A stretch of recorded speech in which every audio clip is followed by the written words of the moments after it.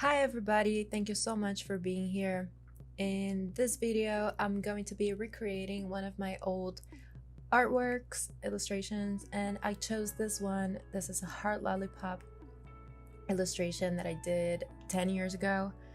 And I used to eat heart lollipops, those red heart lollipops when I was younger, and I wanted to create something dark with it because my drawings used to be a lot darker than they are today. And if you pay attention, like I used to do more kind of almost, it's not realistic, but it's more towards the realistic side of it. So we're gonna see how much my style had changed and things like that in this video today. Thank you so much for being here again. And so I'm choosing here my brush. So I have this Max Pack brushes, this brush kit, which I personally love, and then I'm choosing one out of the many options they have.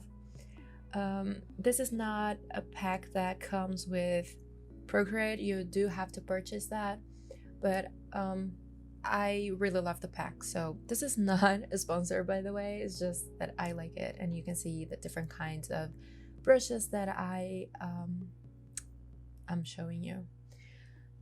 So if you happen to hear any thunder on the background, it's because it is raining here. It's not like just to make it nicer. So I'm gonna go ahead and start with the sketch here. And this is like the third time I'm recording the voiceover, so this is probably gonna be different from the other versions, but oh well. So doing the sketch in this red brush, I like doing like the first sketches in color. I don't always do that, but I like doing that when I can, when I remember, because they are I don't know, it feels like that those color rays pencils that animators use, and it's like you know that you're supposed to be free in that that sketch. You know this is not supposed to be the final one, so you don't get too attached to it because it's in color, and it's not the black final line work, you know what I mean? So I like doing that, and this is the first sketch, and I feel like I'm kind of feeling it and what I'm gonna do, and if I'm going to keep it all the same, what I'm going to change. I'm kind of just getting a feeling of what I can't do, what I want to do, what I can change, and things like that. If I want to keep the composition the same, if I want to keep like the character similar as she was before, things like that, the position of her hand, of her body, her hair. So I'm clearly already changing the hair here and this is kind of an exploration moment. You are not supposed to do your final drawing in one go. It's better that you do like too many drawings, like more than you even need, than less than you need, you know what I mean? I probably should do a lot more sketches before I finalize anything I do, but I'm lazy. But I know I should, so you should too. But it's hard, I usually don't fall in love with the first drawing that I do. I feel like I used to do that so much before, so much, and I understand how limiting that is, and it really limits you as an artist to just fall in love with the first one and call it done, call it a drawing, because you do need exploration. The exploration is actually the best part, the most fun part. And the video is now more accelerated here because it was getting like too boring, but I just wanted to explain better and the things that I was doing. So yeah, here I'm gonna go and start with the second pass, and I'm thinking now about her hand. So I went back to flipping to, you know, the original side of the canvas. I don't know. And I'm starting with the blue uh, pass. So it's my second pass.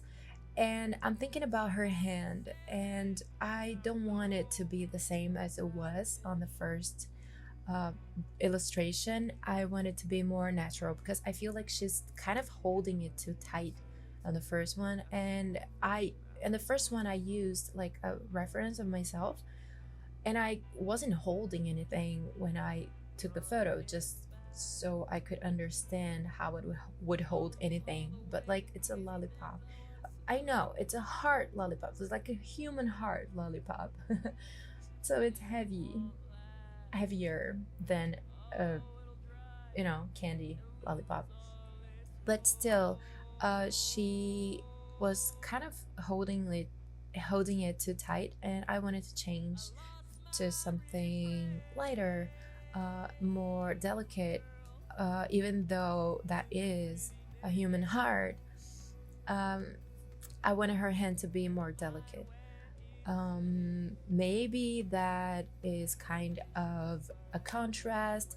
You know, a lot of things that I add to my drawings, it's so they are so subconscious that I don't really think about it. I just think about it when I am really analyzing it and thinking about what I have already done, you know, when I'm trying to explain it to somebody or to myself. And then I start to really noticing the things that I did and why I did them. But when I do it, when I'm drawing, it's a lot more intuitive. So I'm thinking about her hair and how I'm gonna do it. And her hand, just going back to the hand a little bit, her hand, I have trouble drawing hands. I've always had trouble drawing hands, and it's still not easy for me to draw hands, even though I have practiced a lot. It's still not easy. So I was kind of struggling there, but I'm gonna get, I don't know, I'm gonna get somewhere eventually. And so I'm doing the second pass. I'm thinking about her mouth and how it's gonna be, her tongue, how it's gonna be, how it's gonna look, how her expression is looking, you know, how I'm just thinking about things and kind of correcting the things that I did in the first pass, and thinking about how I can improve something, how I can make it look even better. And that's why I like doing any kind of illustration in passes, because you can always correct stuff, you can always change stuff, and you know, you're looking at it and you are giving it as like a second life, let's say, and you're just, you know, thinking about how it could be better, how this could be improved. If I'm making any sense, I hope I'm making any sense. And so the second pass in blue, I don't know why I chose those colors, but it's just, you can choose whatever color you like, but I like changing, making the colors quite different in the first and second pass. Or if I'm making another pass, like consciously choosing to make it another pass instead of like a final drawing. Like here I'm using black because I wanted this to be already the final line work. Spoiler alert, it didn't turn out to be my final line work, but it's fine, it's okay. It's not a problem, like it's digital art, I can always change things. But if I wanted it to be just another pass, I would make it in another color probably. And so I'm thinking about that tongue and the break point of that tongue. That's why I drew it separate from the mouth, just so I can really focus on the tongue and looking at it, detached from the mouth. Line work is not always easy for me as well. Many times I prefer my sketch that is rough than my final line work, because it gets a little bit stiff. You know what I mean? Like sometimes it gets like, it kind of, it takes the life away from the illustration. Sometimes the sketch looks a lot better than the final line work, and I hear many artists saying the same, like they have the same experience. They also feel like their drawings feel more alive when they are just a rough sketch. And so I heard some artists that go through that saying that what is helpful is to have the sketch um, as a reference for you to keep looking at while you finalize it on another, you know, window or something. But having the sketch just for you to use it as reference and, you know, analyze what it is that makes it look alive, that the final line work is missing. You know what I mean? So that's a little tip for you. So I'm still struggling with the hand, and I think I made it look better than it was before. And now I gave her like big, long fingernails. So I use this how to draw a human heart little thing there. It's not a reference, it's like a tutorial. So I used that tutorial as a base, like for me to understand how to draw heart, because sometimes, you know, looking at a photo of a human heart wouldn't be helpful for me to draw it. I wouldn't understand what is what and what I'm drawing, you know. So sometimes it's easier to just get the reference from a drawing. So it could be like drawing from like a medical school or something, because even though it's realistic and it's like accurate, anatomically accurate, it's already like a representation. It's not an actual human heart, it's not a photo. So when you break something down from something that has already been breaking down, like it's already a representation of that, it makes it easier for you to understand the lines, the structure, the shapes and stuff like that. So that's why I used that tutorial right there, because it would make it, you know, easier for me to understand what it looks like, what a human heart looks like. And that's what I did. And it was really helpful because I think it looks great. I would never be able to do that by looking at a photo. So I am giving it a second pass and cleaning it up a little bit, because the first sketch was kind of messy. So you can see me struggling with the line work.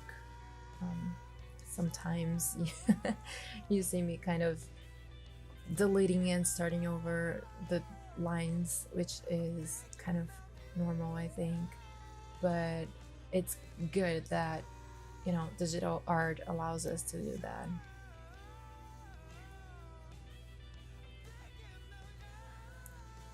So I'm placing that back in the drawing, and I'm thinking about the other things that I want to change, like her hair. And I just merged all the line work together. And something that is what I was doing there, I was flipping, and it's good to flip the drawings. because you see things like with a fresh pair of eyes, you know, um, like if it's almost like if you're looking at the first time, for the first time. I don't know English. I would suggest you to, you know, get the habit of flipping your drawings and illustrations and whatever you're doing, because it really helps you to locate what is not working.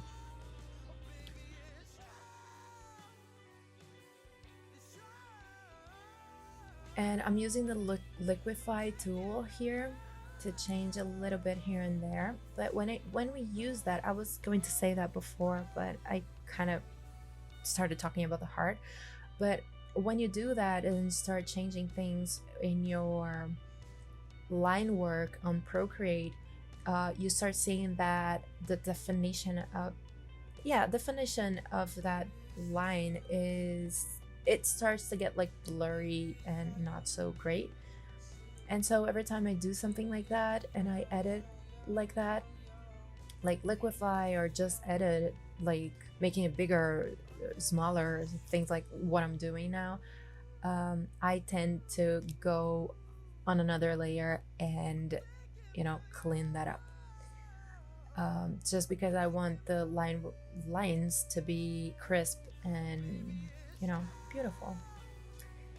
And so that wasn't my final pass, of course, and now I'm redoing everything. All of the line work, I am cleaning everything up, and I changed a little bit of her eye expression because it was looking kind of too happy. I wanted her to have kind of a little bit more of a, it's not mysterious, it's just a little bit less friendly look.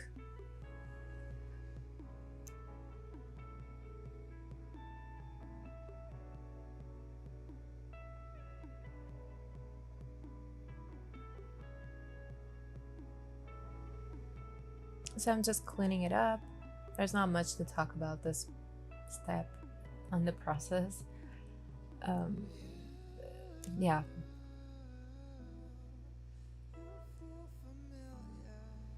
And so I'm editing the heart just so it, you know, it's in a size that I kind of think that makes sense. You know, I don't want it to be too big and look like it's a like horse heart, and I don't want it to be too small. Yeah, so I just edited a little bit. And now I'm going to start the coloring part of it. And so I start by coloring the whole, like her whole silhouette, and just, you know, drag the color to the middle. So I have to kind of do all the line work on the edges and then drag the color to the middle, and then it fills the whole thing. And I like doing it that way. I color everything like just one random color, and then I start adding the layers. There you go, have a layer, and you have to put it on clipping mask, and then it's locked inside of that first layer. And I'm coloring her hair, and I'm still looking at the reference, because I'm all the time I'm looking at the reference and thinking about the things that I can improve, and thinking about things that will make it look better. And now I am coloring the heart, and in this new style that I have now, that is way more simple than it was before. I don't add a lot of details. You know, I feel like when we're learning how to draw, when, you know, we're starting out as an artist, we want to learn how to, you know, do something look and make it look realistic, and, you know, have lots of shading and volume and things like that. But then, you know, as you evolve and you grow as an artist, you start finding your own way and finding what it is that is fun for you to do and that you like doing. And sometimes it's not that, it's not what you thought you wanted to, you know, do when you were starting. Sometimes you want to do something different, something a lot simpler, but you have to go, you know, in your journey to learn that and to be able to create those drawings as, you know, it's not learn the rules for you to break the rules, because that's not, it doesn't apply here, but it's something like that. You have to learn how to do things so that you can simplify it, kind of, you know. If you have no idea of, you know, anatomy, but you want to do cartoony things, you can do cartoony things and not know anatomy, but knowing it will make you stylize it better, you know, and it gets more believable. And that's what I think we should aim for. Make it believable. It doesn't have to be accurate. Like, look at the cartoons we watch, you know, they're not accurate, they're not like perfectly, you know, accurate anatomically or whatever. People don't look like that, but it's believable because there are like, the representation of that makes sense to us, to our brain, so it's believable.